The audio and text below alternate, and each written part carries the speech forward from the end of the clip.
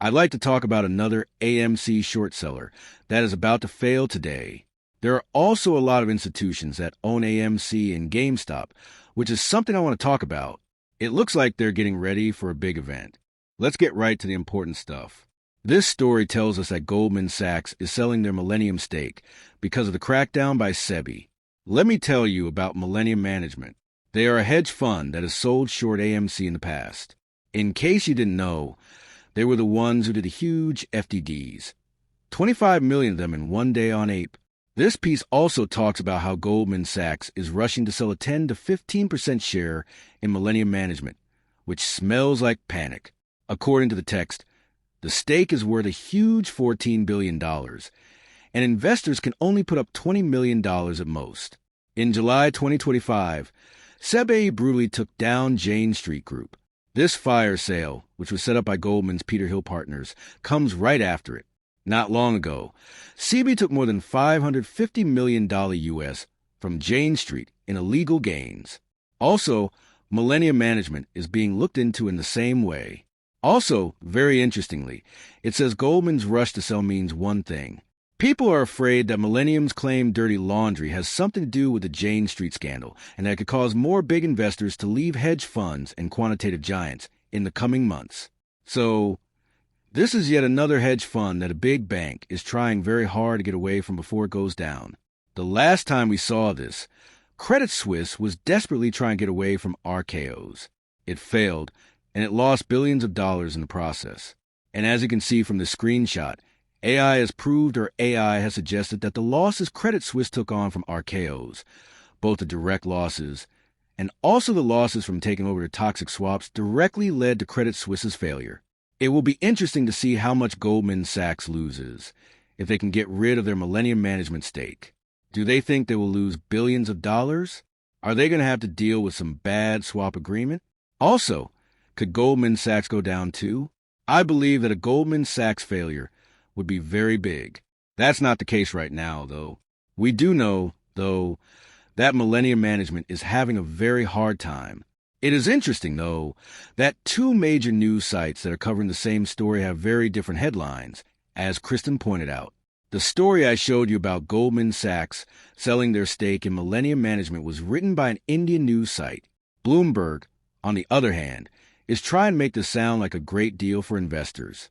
A report from Bloomberg says that Goldman Sachs is offering a Millennium hedge fund share for just $1 million.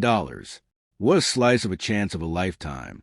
People can buy a piece of one of the world's biggest hedge funds for just $1 million, as it says in the first line. It was meant to sound like a gift for investors. Of course, we know why Bloomberg wants to sound like this bankruptcy is a gift. This is because these investment funds and banks own Bloomberg. In case you didn't know, Michael Bloomberg owns 88% of Bloomberg.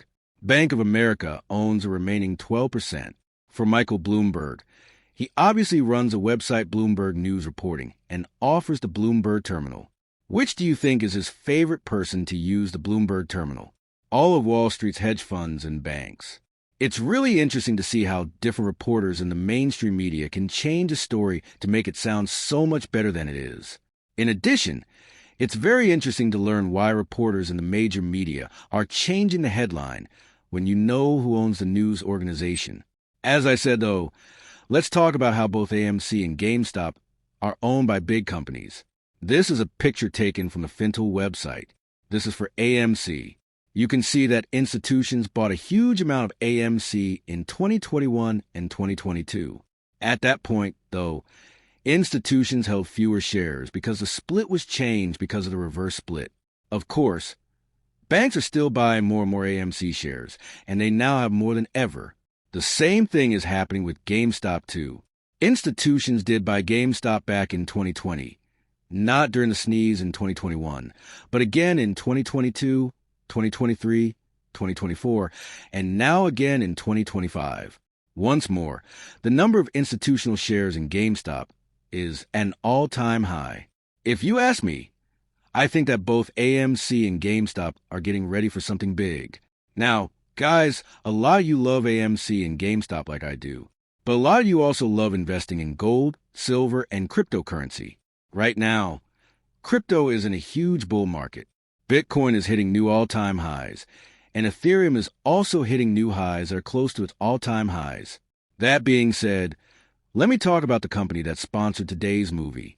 Their stock symbol is DF. This movie is being shared on behalf of DI Technologies. It's about a great crypto idea that has just made it to the NASDAQ. Tom Lee of Fundstrat and Eric Jackson of EMJ Capital, two very important investors, have already talked about DeFi Technologies on November 19, 2024. That time, the company wasn't even on the NASDAQ yet, and the stock was worth about $228. These days, it's worth about $325. For years now, this business and its stock have done better than Bitcoin. These returns are just what you need. In 1 year, Bitcoin's return is 76%, while DeFi Technologies' return is 122%. BTC has gone up 238% in 2 years. Debt, 3,474%. The results after 3 and 4 years are just as amazing. What does DeFi Technologies do to make it happen? Well, Valor, a subsidiary of the company, makes and sells ETPs, which are exchange-traded products used in the Bitcoin market. Valor managed $800 million in assets at the end of May 2025, as this picture shows. It makes money off of that amount in a way that other asset managers can only dream of. DeFi Technologies Valor has more than 75 exchange-traded products that cover the whole crypto market. These products let people and businesses that aren't allowed to buy crypto directly have exposure to crypto through ETPs.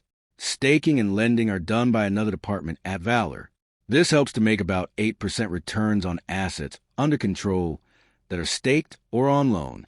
Trump is also very interested in crypto and blockchain. The Trump administration has changed U.S. cryptocurrency policy in big ways, and DeFi Technologies management has noticed. They recently made a deal that gives the company exposure in the U.S., while they continue to plan their global growth. DeFi Technologies is one of only 3 public crypto companies that makes money. In just the past year, the business has bought back 2.5 million shares. Oliver Rousey Newton, who started DEFT and owned 17.9 million shares, hasn't sold a single one. So, guys, as always, make sure you do your own research on NASDAQ company DY Technologies, ticker light, DFT. This tweet from Reese's Politics about the IWM ETF was also very interesting to me. I cannot believe what I've just read, Reese's Politics wrote. He stated, there was more than $2 billion worth of IWM fails on July 21st, a single day. He was very clear when he said that 11 million IWM shares were sold for $2.4 billion in one day. To me, that's not only completely crazy, but also shows that AMC and GameStop aren't the only ones who deal in fake goods. Don't forget that IWM is more than one stock. It's a group of the Russell 2000 stocks.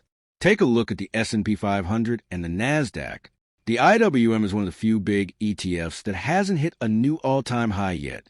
The S&P 500 and the NASDAQ have both set new highs several times this year, but the IWM is still below their highs from 2021. It shows that short sellers are doing everything they can to keep the prices of small-cap stocks low. Ladies and gentlemen, please tell me what you think in the space below.